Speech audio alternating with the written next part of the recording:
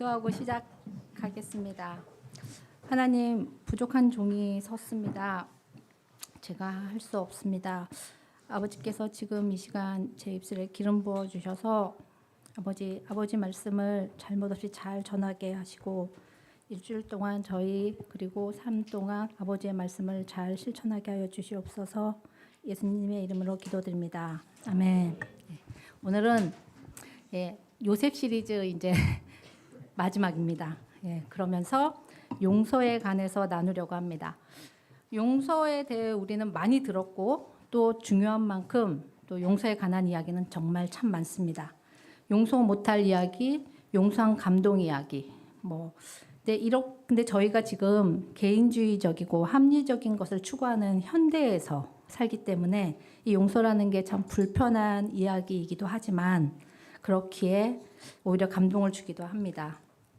근데 용서는 내 이야기가 되면 쉽지 않은 이야기가 됩니다. 왜냐하면 개인의 문제가 아닌 관계의 문제이기 때문에 그렇습니다. 용서하면 떠오르는 영화, 밀양. 보신 분들이 많을 겁니다. 영화 속에서 전도연은 사랑하는 아들을 유괴범에 의해 살해당하는 엄청난 슬픔을 경험합니다. 그녀는 우울증에 시달리다 교회에 나가게 됩니다.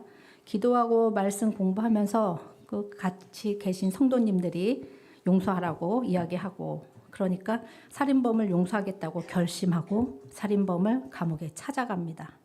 근데 그 살인범이 전도연에게 이런 말을 합니다.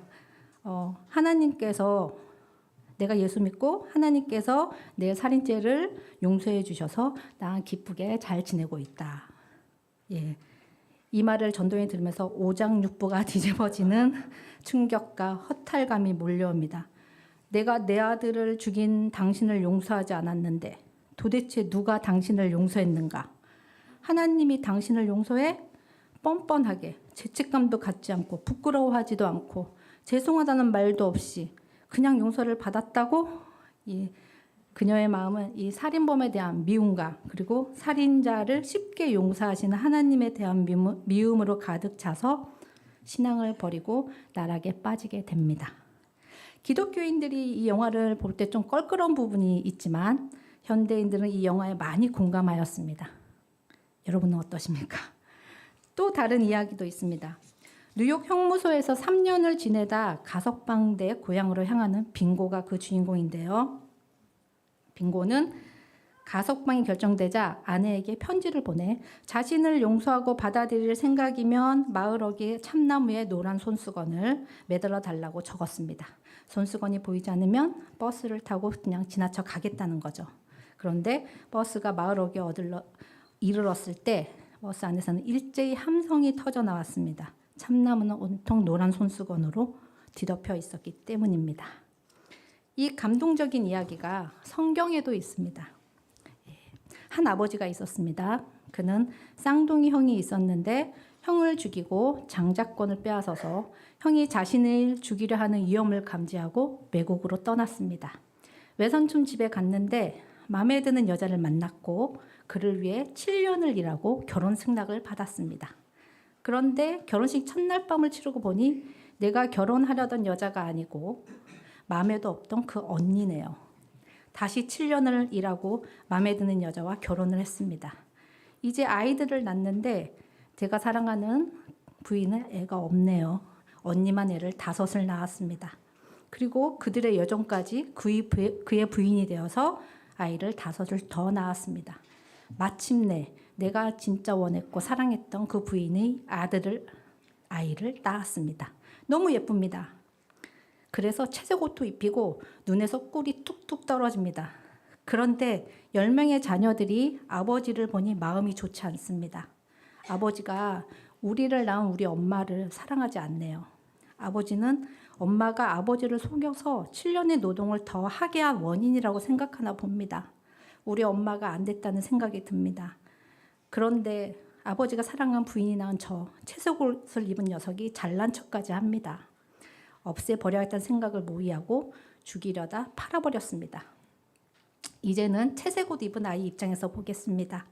아버지가 나를 특별히 사랑합니다. 그저 좋았습니다. 형들이 그렇게 나를 미워하는지 몰랐습니다. 그래도 그렇지 아무리 내가 밉다고 형제가 나를 죽이려 하고 노예로 팔아버렸습니다. 살인미수에 인신매매를 한 것입니다. 말도 안 되는 외국에서 종살이하고 누명 쓰고 감옥에도 갇혔지만 국가 2인자가 되었고 전 세계에 기근이 들어 형들이 나를 찾아왔을 때 나는 그들을 용서하였습니다. 누구 이야기인지 아셨죠? 네, 요셉이 자기를 보고 당황한 형들에게 말해줍니다. 창세기 형들 나를 팔았다고 해서 근심하지 마십시오. 그런 표정 짓지 마세요. 당신들이 나를 애굽에 판 거 아니고 하나님이 주신 주권 안에서 나를 애굽에 옮겼을 뿐입니다. 이스라엘을 구원하고자 하는 하나님의 계획, 아브라함에게 야곱에게 하셨던 약속을 이렇게 이루신 일이었다고요. 그러니 이 하나님의 신실하심을 묵상하세요. 저한테 미안해하지 마세요. 이렇게 말했습니다. 그리고 17년이 흘렀습니다. 아버지 야곱까지 이집트로 이주해 왔고 모든 가족은 굶지 않고 번성하였습니다. 그런데 그 아버지 야곱이 죽었고 형들이 두려워하며 용서해달라고 합니다. 17년 전에 용서했는데 그들은 나를 믿지 못했습니다. 그런 형들에게 요셉이 다시 한번 용서를 선포하는 내용이 오늘 본문의 내용입니다. 앞에서 이야기 드렸듯이 요셉의 가정도 평탄치 않았습니다. 현대에도 많은 가정이 상처를 가지고 있고 해결하지 못한 채 살아갑니다. 그러나 요셉은 가정에서 많은 상처를 받았지만 건강한 삶으로 승화시켰습니다. 자신의 삶에 닥친 사건들을 하나님의 섭리로 인정했고 용서를 통해 상처를 넘어설 수 있었기 때문입니다. 요셉의 형들은 아버지 야곱이 세상을 떠나자 이제는 요셉이 우리에게 복수하겠구나 두려워 떨었습니다. 15절 내가 요셉이라고 하는 애굽 총리를 내가 요셉이야라고 하는 그 애굽 총리를 형들은 실감하지 못했고 제가 발각되어 두려웠지만 아버지가 울타리가 되어주셨기 때문에 생활할 수 있었습니다. 형들을 요셉이 용서했지만 형들은 믿지 않았던 것입니다. 17년 후 지금 아버지 야곱이 죽자 의심이 다시 일어납니다. 다시 이전의 두려움에 사로잡혔습니다. 요셉이 아버지 때문에 자신을 용서했다고 생각한 것이죠. 이제 아버지가 죽었으니 보복할 거야. 그렇게 생각하고 두려워서 요셉에게 직접 말하지도 못하고 아버지가 부탁한 것처럼 전가를 보내 이렇게 말합니다. 아버지께서 돌아가시 전에 이런 지시를 하셨습니다. 정말 간절히 부탁한다. 비록 네 형제들이 너에게 악을 행했어도 너는 네 형들의 죄를 그리고 허물을 다 용서해 주어라 라고 하셨습니다. 이렇게 용서해 달라고 아버지를 방패 삼아 간청한 것입니다. 요셉이 이 말을 듣고 민망하고 측은한 마음에 울었습니다. 한편으로는 어이없어서 울었습니다. 형들의 이 말이 거짓말인 게 뻔히 보입니다. 아버지 야곱이 부탁을 할 거면 요셉에게 직접 하겠지. 굳이 요셉에게 할 말을 형들에게 하겠습니까? 17년이 되었어도 나의 용서를 믿지 못하고 여전히 죄책감 속에서 그리고 여전히 두려움 속에 살았던 거 아닙니까?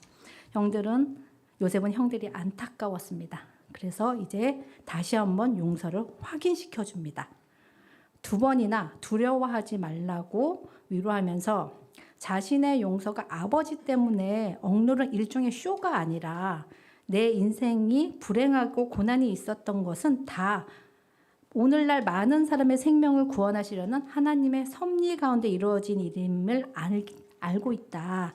그래서 사실은 용서할 필요도 없고 용서할 원인도 제공되지 않았다. 용서할 것이 있다 하더라도 그들의 죄에 대한 벌을 내리지 않겠다고 말합니다. 왜냐하면 보복이나 심판은 하나님의 영역이기 때문입니다. 신명기 32장 35절 말씀입니다. 자신들이 보낸 전가를 듣고 요셉이 울었다는 말을 들은 후에 조금 이제 형들은 안심이 되어서 직접 요셉 앞에 모습을 드러내고 형들의 바짝 엎드렸습니다. 사실 이거는 요셉의 꿈의 성취이기도 합니다. 그러나 요셉은 자신이 어릴 때 꾸었던 그 하나님의 꿈, 형들에게 미움을 사게 했던 그 꿈이 자신이 높아지는 꿈이 아니라 하나님의 백성을 살리라고 주신 형들과 형들의 후손들을 돌봐야 하는 사명을 주신 하나님의 꾸밈을 알기 때문에 형들을 위로합니다. 하나님이 형들의 악을 사용하여 선한 방향으로 바꾸셨으니 진정으로 용서한다고 토닥입니다. 더 나아가 하나님이 주신 사명을 감당하기 위해 나는 형들과 형들의 자손까지 기르겠다고 다짐했습니다. 그리고 형들과 형들의 자녀를 기르겠다는 요셉의 다짐은 섬김으로 이어졌습니다. 예, 제가 성경 본문을 지금 쭉 설명해 드렸죠? 이렇게 요셉의 용서는 악을 선하게 바꾸는 하나님의 통로가 되었습니다. 요셉의 용서는 하나님의 섭리 가운데 형들의 악을 선으로 바꾸시는 하나님의 사역에 쓰임 받았습니다. 악을 악으로 이길 수 있겠습니까? 악을 상대하다 도리어 우리 자신이 악인이 될 수 있습니다. 악에게 지지 말고 선으로 악을 이기십시오. 이때 악을 선으로 바꾸는 통로는 바로 용서입니다. 예, 이 요셉의 용서, 형제들의 악을 하나님이 선으로 바꾸시는데 통로가 되었다. 이걸 보면서 아, 멋지다. 나도 용서하고 싶다 하는 마음이 듭니다. 그리고 성경에서 우리에게 용서하라 말씀하십니다. 마태복음 18장을 보면 베드로가 예수님께 물었습니다. 몇 번까지 용서를 해야 하나요? 7번까지가 아니라 7번에 7번까지도 해야 한다.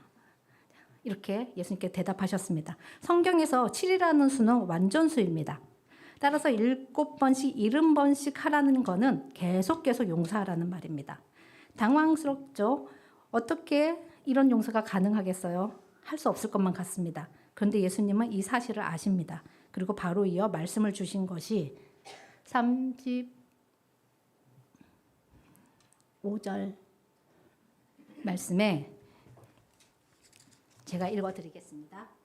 너희가 각각 진심으로 자기 형제들을 용서해 주지 않으면 나의 하나님 하늘 아버지께서도 너희에게 그와 같이 하실 것이다.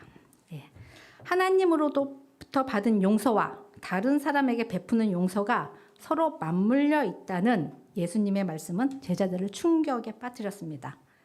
베드로는 몇 번 용서할까요? 이렇게 물었는데 그 질문은 이런 뜻이었어요.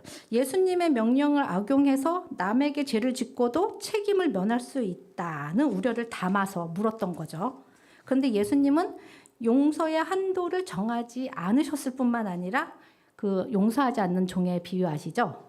1만 달란트 비유. 예. 그 말씀을 하시면서 1만 달란트를 탕감받은 종이 자신에게 100데나리온의 빚을 진 사람을 탕감해 주지 않은 그 비유로 우리 모습의 적나라함을 알려주십니다. 용서하지 않는 종의 비유를 조금 더 살펴보겠습니다. 이 비유에서 왕은 하나님이고 우리는 모두 종입니다. 1만 달란트는 우리가 하나님께 지은 무한대의 빚을 뜻하죠.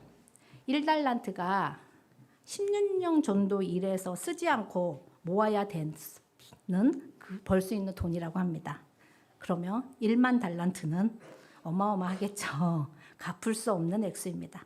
100데나리온은 100일 정도의 품삯입니다. 갚을 수 있는 금액이죠. 하나님께서 우리를 용서하신 죄는 탕감받을 수 없는 죄입니다.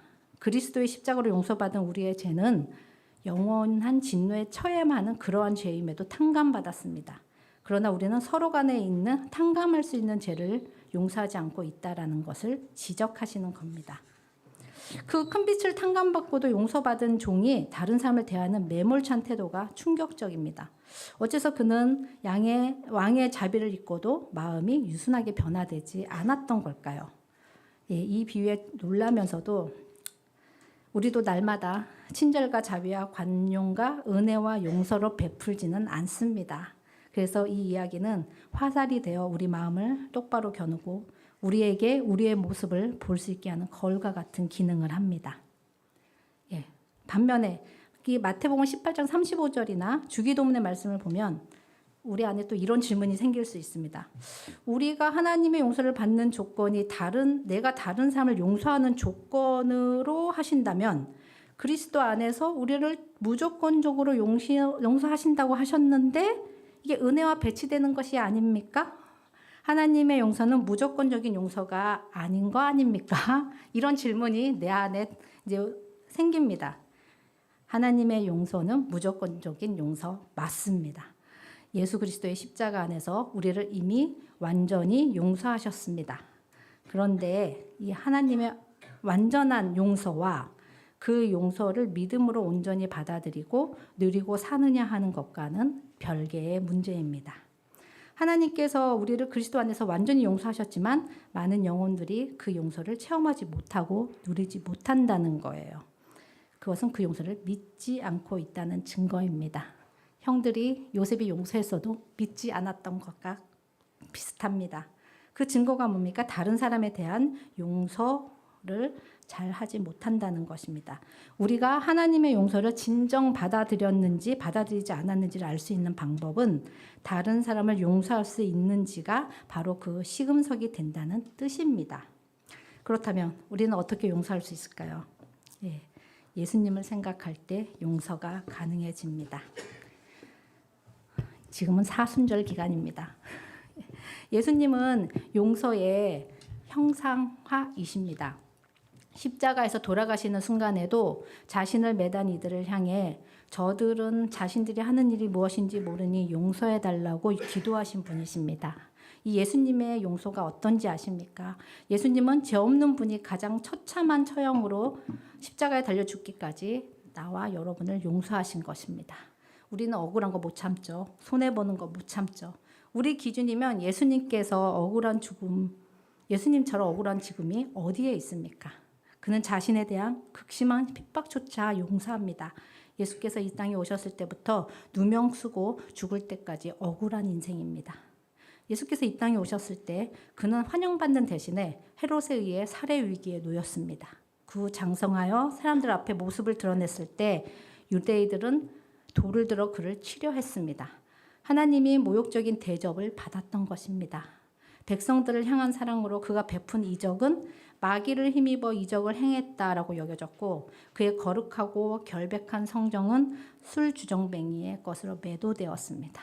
그는 포도원 주인의 장자였지만 농부들은 그를 보자 이 자가 상속자니 그를 죽여서 유산을 우리의 것으로 삼자고 했습니다. 예수님이 마지막 순환시에 얼마나 경멸에 찬 무자비함을 경험했는지요. 실제가 아닌 이 성경을 바탕으로 만든 영화가 있지요. 패션 오브 크라이스트. 그 영화도 눈 뜨고 보기 어렵습니다. 그 어떤 지옥의 아기가 예수님이 당했던 일과 같은 경멸과 잔인함만 하겠습니까? 그는 다 쓸어버릴 수 있는 능력이 있는 하나님이셨으나 사람들이 자신을 대적하는 모든 것들을 당하셨습니다.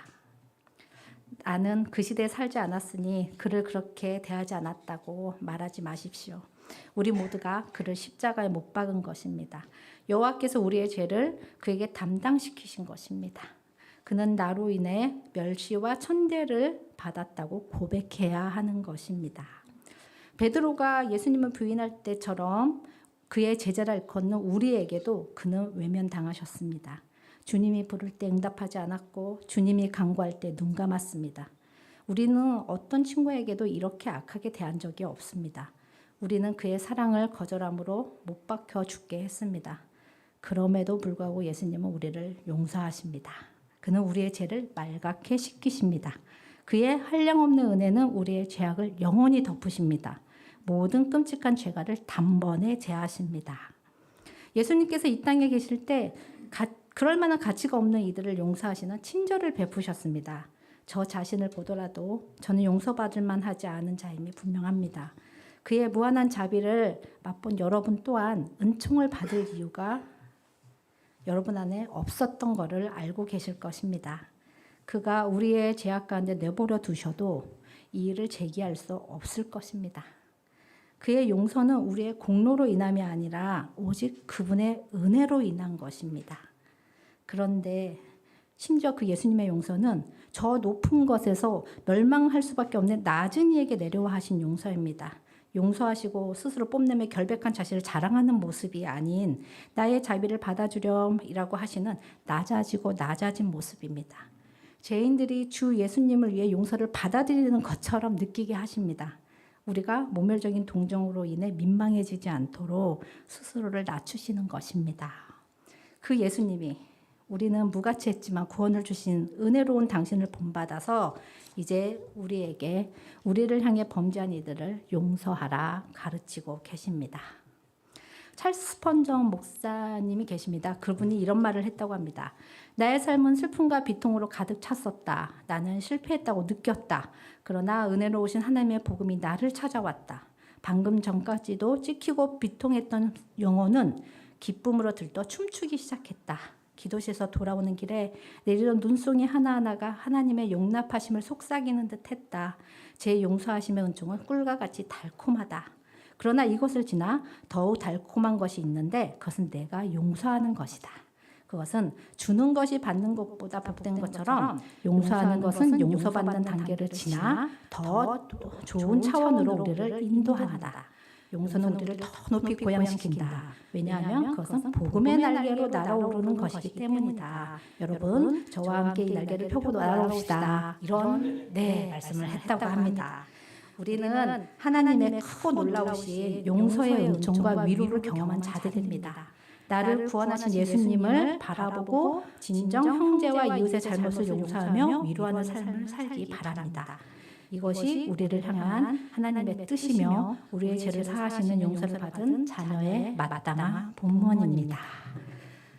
여기까지가 제가 준비한 설교였습니다. 그런데 이 설교를 준비하면서 요셉 이야기도 알겠고 이런 용서를 받았는데 용서해야지 하라 하시니 해야겠는데 그런데 나를 괴롭히는 사람을 용서하기가 잘 되지 않습니다.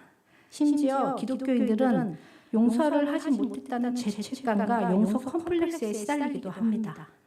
어렵지만 꼭 해야 하는 이 용서, 용서할 수 있는 구체적인 방법이 있을까요? 생각해 보았습니다. 첫째, 분노로, 그 사람에 대한 분노로 마음 문을 닫지 말고 용서를 선택하라는 것입니다. 7년이 넘는 2455일의 억울하게 잔인한 포로 생활을 한 앤더슨이라는 기자가 있었습니다. 너무 고통스러워서 희망의 한마디 말을 찾기에 성경을 모조리 뒤적이다가 아까 말씀드린 그 마태복음 18장 35절 그 말씀이 펼치게 되었습니다. 원수를 사랑하고 안 나옵니까?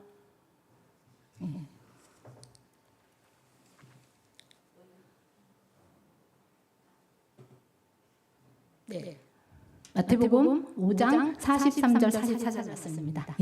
내 이웃을 사랑하고 내 원수를 미워하여라 하고 이런 것은 너희가 들었다. 그러나 나는 너희에게 말한다. 너희의 원수를 사랑하고 너희를 박해하는 사람을 위하여 기도하여라. 앤더슨이 이렇게 생각했습니다. 얼마나 터무니없는 소리인지. 누구를 사랑하란 말인가? 누구를 위해 기도하란 말인가? 나를 짐승보다 못하게 취급한 사람들에게 긍휼을 베풀라고 예수님은 도대체 난해한 코미디언인가 아니면 몽상적인 이상주의자인가? 그렇게 7년이 넘는 그 고통스러운 감옥 생활이 끝나고 1991년 마침내 앤더슨은 석방되었습니다.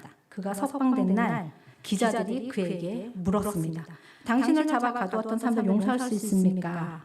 그의 입에서 대답이 떨어지기 전에 아까 그 주기도문 말씀 우리가 우리에게 죄 지은 자를 사하여 준 것 같이 우리 죄를 사하여 주옵시고 라는 말씀이 그의 마음에 스쳐 지나갔습니다. 그래서 그가 대답했습니다. 저는 그리스도인으로서 용서를 해야만 합니다. 아무리 그것이 힘들지라도 말입니다. 라고 대답했습니다.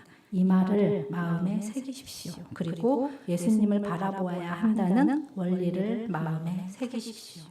종인 우리가 재판관 행세하기를 그만두려면 자진해서 종이 대신 왕을 바라보는 길밖에 없습니다.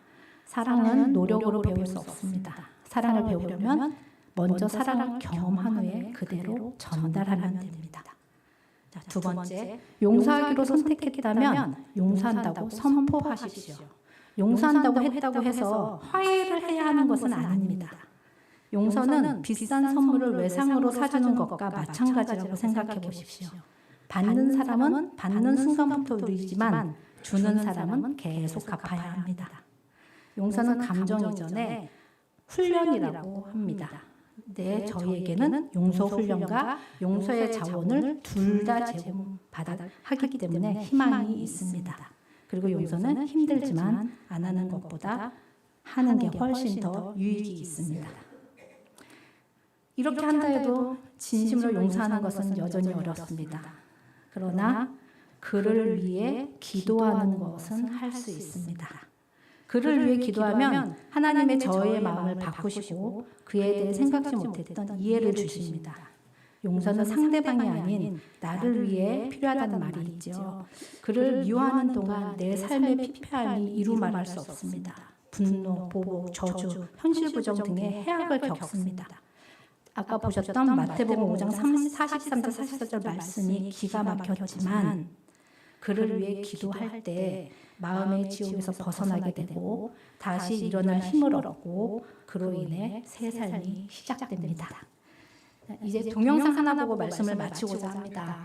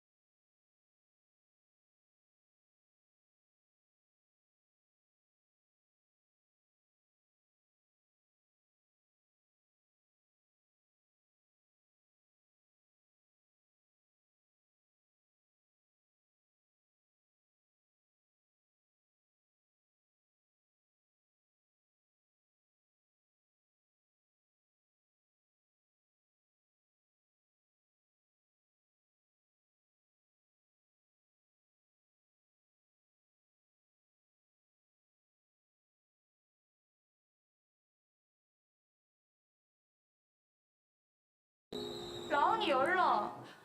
네. 예, 오늘 본문을 통해서 용서하는 한 사람이 얼마나 큰 화평을 이루어내는지를 보았습니다. 요셉의 용서를 2000년이 흘러 오늘 동영상에서 보았습니다. 예수님께 받은 사랑의 용서 때문에 그들은 용서하였습니다. 그리고 그들의 용서가 미국 사회에 선한 영향력을 끼쳤습니다. 용서 가고 싶지 않지만 그러나 가야 할 길입니다. 단번에 되는 것은 아닙니다. 예수의 마음을 품을 때 피는 꽃송이 같은 것이기 때문입니다.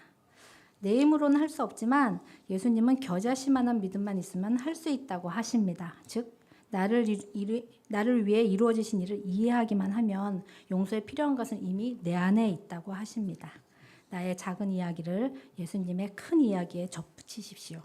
그래서 악을 선으로 바꾸시는 하나님의 역사가 우리의 관계 속에 나타나기를, 그리고 용서와 화해 속에 화평케 하는 밝은 교회가 되기를 소망합니다.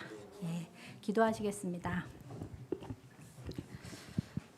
오늘 말씀을 들으면서 우리 마음속에 떠오르는 누군가가 있다면 하나님, 그분을 용서하기로 선택하고 선포하고 그를 위해 기도하게 해주세요.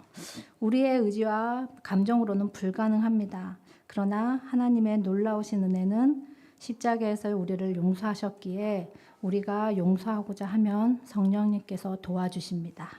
그리고 우리를 치유하여 주십니다. 그리고 우리를 자유케 하십니다. 아버지, 요셉의 용서가 우리의 삶 속에도 체험되기를 원합니다. 용서가 우리의 삶 속에 임하여 하나님의 선한 역사의 통로가 되게 하여 주시옵소서. 예수님의 이름으로 기도드립니다. 아멘.